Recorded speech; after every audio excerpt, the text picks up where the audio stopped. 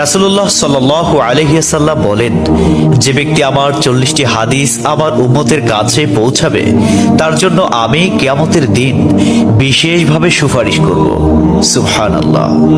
Number 2, মানুষের মধ্যে যারা মৃত্যুকে বেশি করে স্মরণ করে এবং তার জন্য প্রস্তুতি নেয় তারাই সবচেয়ে বুদ্ধিমান।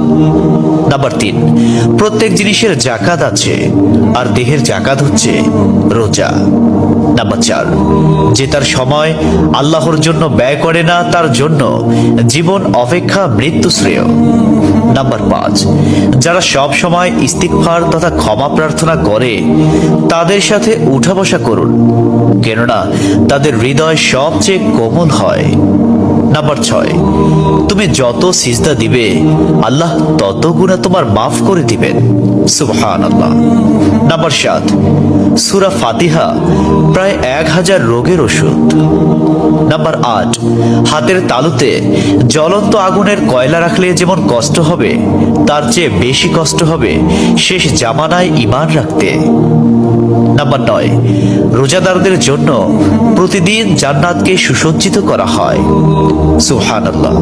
নাম্বার 10, রাসূল সাল্লাল্লাহু আলাইহি ওয়াসাল্লাম বলেছেন, কিয়ামতের দিন সব নবীর চেয়ে আমার উম্মতের সংখ্যা বেশি হবে এবং আমি সর্বপ্রথম জান্নাতের দরজা খুলব। সহিহ মুসলিম, হাদিস নম্বর 196। 11, যে ব্যক্তি রোজা রাখা অবস্থায় মারা যাবে আল্লাহ তাকে কিয়ামত পর্যন্ত সকল রোজার সওয়াব দান করবেন। সুবহানাল্লাহ। নাম্বার 12, যে ব্যক্তি ফজরের নামাজ আদায় করলো সে আল্লাহর হিফাজতে চলে গেল। নাম্বার 13, রাসূলুল্লাহ সাল্লাল্লাহু আলাইহি ওয়াসাল্লাম বলেছেন, রোজা ও কোরআন কিয়ামতের দিন মানুষের জন্য সুপারিশ করবে। মুসনাদে আহমদ, হাদিস নম্বর 6626। 14, নবীজি বলেছেন, রোজাদারদের জন্য সবচেয়ে বড় খুশির সংবাদ হলো হাসরের মাঠে আল্লাহ সবার আগে রোজাদারদের সাথে সাক্ষাৎ করবেন। সুবহানাল্লাহি ওয়া বিহামদিহি। 15, যখন রমজান আসে তখন জান্নাতের দরজাসমূহ খুলে দেওয়া হয়। 16, রাসূলুল্লাহ সাল্লাল্লাহু আলাইহি ওয়াসাল্লাম বলেন, যখন কোনো বান্দা আল্লাহর দিকে দুটি হাত উঠায় তখন তিনি তা ব্যর্থ বা শূন্য ভাবে ফিরিয়ে দেন না। তিরমিজি, হাদিস নম্বর 502। 17, হযরত মুহাম্মদ সাল্লাল্লাহু আলাইহি ওয়াসাল্লাম বলেছেন, একটি খেজুরের অর্ধেক হলেও দান করে জাহান্নামের শাস্তি হতে নিজেকে হেফাজত করো। সহিহ বুখারী, হাদিস নম্বর 6023। প্রিয় ভাইরা, নাম্বার 18, যদি ভালো হতে চাও তবে সর্বপ্রথম মিথ্যা বলা ছেড়ে দাও। 19, তুমি যখন রাস্তা দিয়ে যাও তখন আল্লাহর নামে জিকির করো, কারণ হাসরের দিন ওই রাস্তা তোমার নামে সাক্ষ্য দিবে। 20, তোমরা সব সময় উযু করো, কারণ কিয়ামতের দিন যারা উযুকারী তাদের হাত পা উজ্জ্বল থাকবে। সুবহানাল্লাহি ওয়া বিহামদিহি। 21, যার দুঃখ বেশি তার প্রতি আল্লাহর রহমতও বেশি। 22, যখনই নামাজে দাঁড়াবেন জীবনের শেষ নামাজ মনে করবেন। 23, যে মহিলা গর্ভাবস্থায় 1 খতম কোরআন পাঠ করবে তার গর্ভের ওই সন্তান একজন নেককার বান্দা হিসেবে দুনিয়াতে আগমন করবে। সুবহানাল্লাহ। 24, চুপ থাকার কারণে মানুষের যেই মর্যাদা হাসিল হয় তা 60 বছর নফল ইবাদত হতে উত্তম। সুবহানাল্লাহ। 25, রাসূলুল্লাহ সাল্লাল্লাহু আলাইহি ওয়াসাল্লাম বলেছেন, জান্নাতের সবচেয়ে নিকটবর্তী আমল হলো সময় মতো সালাত আদায় করা। সহিহ মুসলিম, হাদিস নম্বর 260। 26, যে ধোঁকা দেয় সে আমার উম্মতের অন্তর্ভুক্ত নয়। 27, তুমি জানো তুমি সঠিক তবুও তর্ক করো না, তর্কে জড়াইও না। 28, হযরত মুহাম্মদ সাল্লাল্লাহু আলাইহি ওয়াসাল্লাম বলেছেন, তোমরা বিপদে পড়ে মৃত্যু কামনা করবে না, বরং বলবে, হে আল্লাহ, যে পর্যন্ত জীবিত থাকা আমার জন্য কল্যাণকর আমাকে ততক্ষণ জীবিত রাখুন, এবং যখন মৃত্যু আমার জন্য কল্যাণকর তখন তুমি আমাকে মৃত্যু দাও।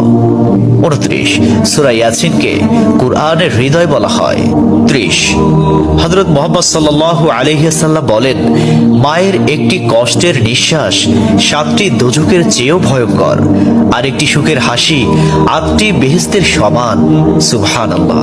31, যে অন্যের বাবা মাকে গালি দিল সে যেন নিজের বাবা মাকেই গালি দিল। 32, রাসূলুল্লাহ সাল্লাল্লাহু আলাইহি ওয়াসাল্লাম বলেছেন, আমি যা জানি তোমরা যদি তা জানতে পারতে তবে নিশ্চয় খুব কম হাসতে এবং খুব বেশি পরিমাণে কাঁদতে। 30, মানুষ যদি মৃত ব্যক্তির আর্তনাদ দেখত এবং শুনতে পেত তাহলে মানুষ মৃত ব্যক্তির জন্য কান্না না করে নিজের জন্য কাঁদত। 34, মহানবী সাল্লাল্লাহু আলাইহি ওয়াসাল্লাম বলেছেন, সূরা ফাতিহা তোমরা ধীরে ধীরে পাঠ করো, কারণ মহান আল্লাহ নিজে তার জবাব দেন। সুবহানাল্লাহ। হাদিস সূত্র মুসলিম 910। 35, রাসূলুল্লাহ সাল্লাল্লাহু আলাইহি ওয়াসাল্লাম বলেছেন, কিয়ামতের দিন যে জিনিসটি মুমিনদের পাল্লায় ভারী হবে সেটি হচ্ছে সুন্দর চরিত্র, আখলাক।